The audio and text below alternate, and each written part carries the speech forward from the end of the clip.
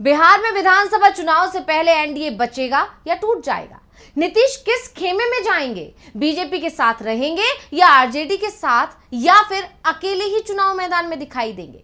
बिहार में नीतीश और बीजेपी के टूटते रिश्तों को लेकर कई तरह की चर्चाएं चल रही हैं। वैसे भी इस बात के संकेत तो पहले से ही मिल रहे थे कि इस साल संसद के शीतकालीन सत्र से पहले या फिर सत्र के दौरान नीतीश कुमार एनडीए छोड़ने का फैसला कर सकते हैं, और इसके लिए उन्होंने तैयारियां भी शुरू कर दी हैं। भले ही नीतीश लगातार दावा कर रहे हो कि अब वो एनडीए के साथ ही बने रहेंगे, महागठबंधन में नहीं जाएंगे, लेकिन नीतीश के पुराने बयानों को देखें तो वो इस तरह के बयान पहले भी देते रहे हैं और कुछ दिनों बाद ही पलटी मारते रहे हैं। इसके बीच 28 अक्टूबर को पटना में नीतीश कुमार ने एनडीए की बैठक बुला ली। इस बैठक में बीजेपी नेताओं की तरफ से बताया जा रहा है कि जेपी नड्डा बिहार आ रहे हैं। नड्डा छठ इस बार पटना में ही मनाएंगे। तो आखिर क्यों महाराष्ट्र और झारखंड चुनाव के वक्त नड्डा को याद आ रहा है बिहार? इसी पर हम करेंगे विस्तार से बात। नमस्कार, मैं हूं अंशिता। नीतीश कुमार पलटी मारेंगे, इस बात का दावा अब महागठबंधन की तरफ से होने लगा है। इंतजार महाराष्ट्र विधानसभा चुनाव के परिणाम का है। बीजेपी को हार मिली तो सिर्फ महाराष्ट्र की ही सत्ता उसके हाथ से नहीं जाएगी, बल्कि बिहार और दिल्ली की सरकार भी गिर सकती है। ये तमाम कयास लंबे समय से लग रहे हैं। दिल्ली की सरकार बच भी जाए तो भी बिहार हाथ से फिसलना तय है। दावा किया जा रहा है कि महाराष्ट्र में बीजेपी की हार से विपक्ष की ताकत तो बढ़ेगी ही, नीतीश कुमार और चंद्रबाबू नायडू जैसे नेता भी पलटी मार जाएंगे।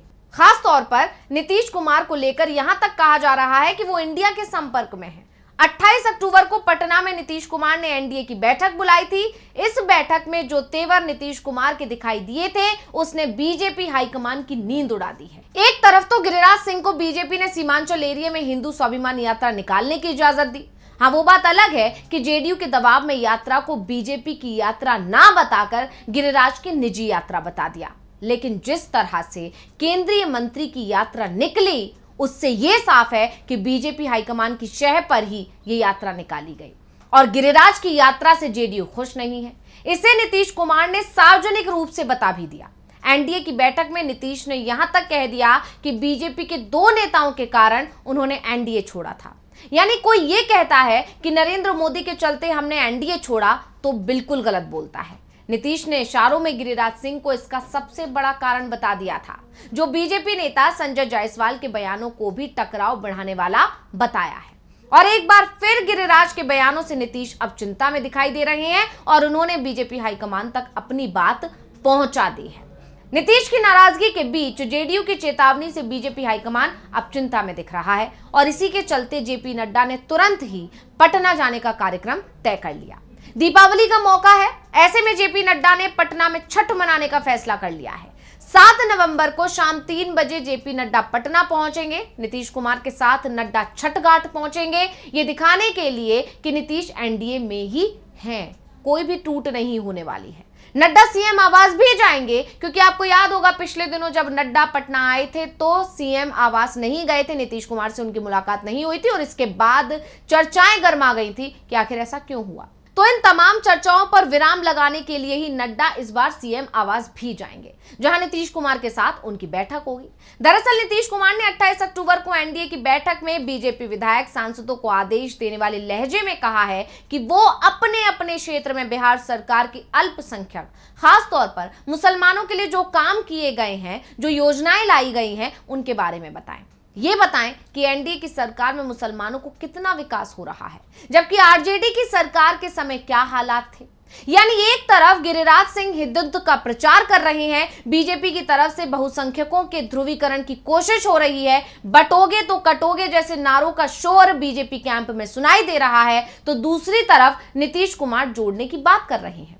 बीजेपी नेताओं से कह रहे हैं कि जो राजनीति वो कर रहे हैं उस पर ब्रेक लगा दें, मुसलमानों को अपने साथ जोड़ें। ऐसे में बीजेपी नेताओं को समझ में नहीं आ रहा है कि वो क्या करें, नीतीश कुमार का आदेश माने या फिर पार्टी की जो नीति है उस पर आगे बढ़ें। अगर पार्टी की नीति पर आगे बढ़ते हैं तो नीतीश कुमार का साथ छूटता दिख रहा है। चर्चा है कि बिहार बीजेपी नेताओं ने नीतीश के आदेश को हाईकमान तक पहुंचा दिया और इसके बाद जेपी नड्डा के पटना आने का कार्यक्रम आनन फानन में तय किया गया। पटना में नीतीश कुमार और जेपी नड्डा के बीच मुलाकात में यह मुद्दा उठना अब तय माना जा रहा है। दरअसल नीतीश कुमार और बीजेपी दोनों ही दलों की विचारधारा अलग अलग है। ये दोनों ही दल सिर्फ सत्ता के सहयोगी हैं। सत्ता के चलते ही दोनों एकजुट हैं। नीतीश कुमार के लिए तो ये कहा भी जाने लगा है कि जिस गठबंधन में उनकी कुर्सी सलामत रहती है वो उसके साथ चले जाते हैं। जब महागठबंधन में जाते हैं तो सेकुलर राजनीति की बात करते हैं, बीजेपी को कम्युनल पार्टी बताते हैं, और जब बीजेपी के साथ आते हैं तो आरजेडी को भ्रष्ट और लालू राबड़ी राज को जंगल राज बताने लगते हैं। यानी नीतीश कुमार अपनी सुविधा के अनुसार राजनीति करते हैं और उन्हें यह साफ दिखाई दे रहा है कि बीजेपी के साथ जाने से अल्पसंख्यक मतदाता उनसे नाराज हो गया है। लोकसभा चुनाव में इसका असर भी दिखाई दिया था, जब नीतीश कुमार की पार्टी जेडीयू की सीटों की संख्या 16 से घटकर मात्र 12 रह गई थी, जबकि बीजेपी के नेताओं ने ही दावा किया था कि नीतीश कुमार लोकसभा चुनाव से पहले एनडीए में नहीं आते तो एनडीए 0 पर सिमट जाता।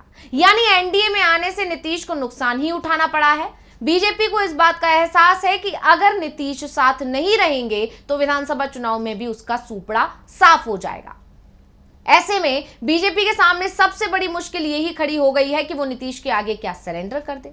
अगर ऐसा करती है तो बीजेपी का अपना वोट उसके हाथ से फिसल सकता है, और अगर नीतीश ने बिहार बीजेपी नेताओं को जो आदेश दिया है उसे बीजेपी नेता नहीं मानते हैं तो नीतीश पलटी मार सकते हैं। वैसे ये कहा जा रहा है कि बीजेपी नीतीश के आगे झुके या ना झुके, नीतीश पलटी जरूर मारेंगे और इसी साल पलटी मारेंगे।